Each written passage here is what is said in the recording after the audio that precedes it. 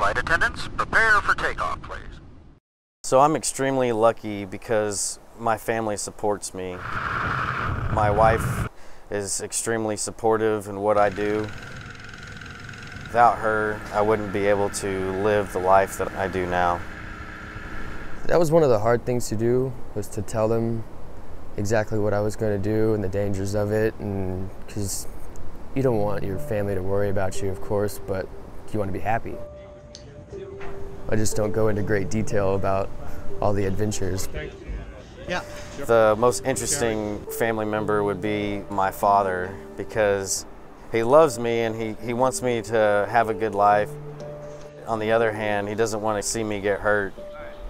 If you asked him, he would say he wishes I didn't base jump.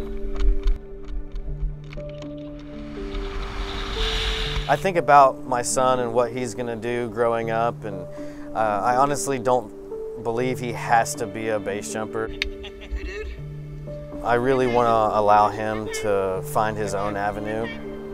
My goal in life is to really give him every chance that I can to let him find what he wants to do. On every base jump, before I actually jump, I think a lot about, am I going to get hurt? And if I do get hurt, this could affect my family. You know, if worse, if I died on a base jump. My son would grow up without a father, and I think that backs up the fact how we always try to look and stack things in our favor. The most important thing about a base jump is knowing when to walk down. It's one of the hardest things to do, to walk down from a base jump. Okay.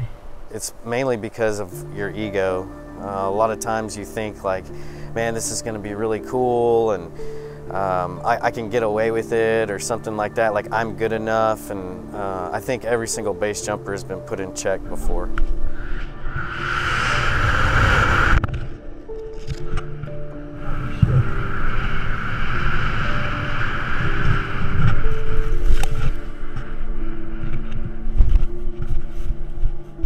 Base jumping can be totally safe. It can be as safe or as dangerous as you want it to be.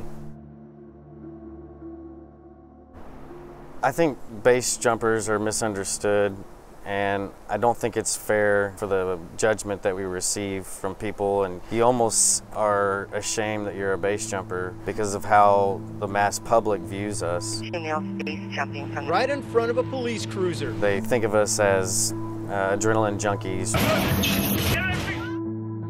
In my opinion, most of us are extremely calculated and passionate about flying and the whole sport in every aspect. The adrenaline rush actually starts before you even get to the object.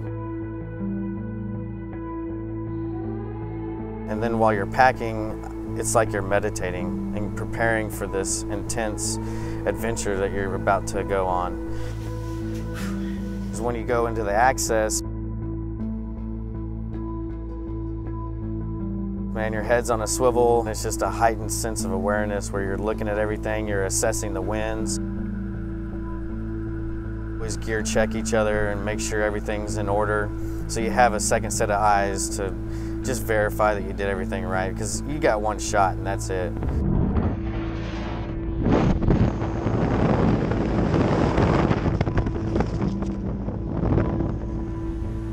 I think I want to see it build again and then drop, You cool with that?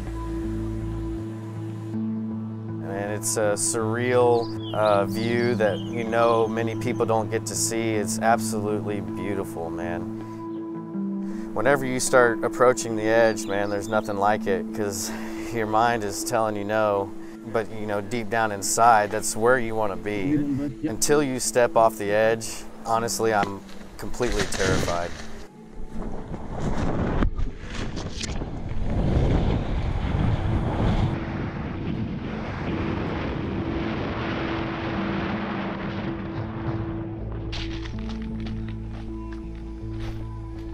I'm obsessed with the view. It's an awesome view, huh?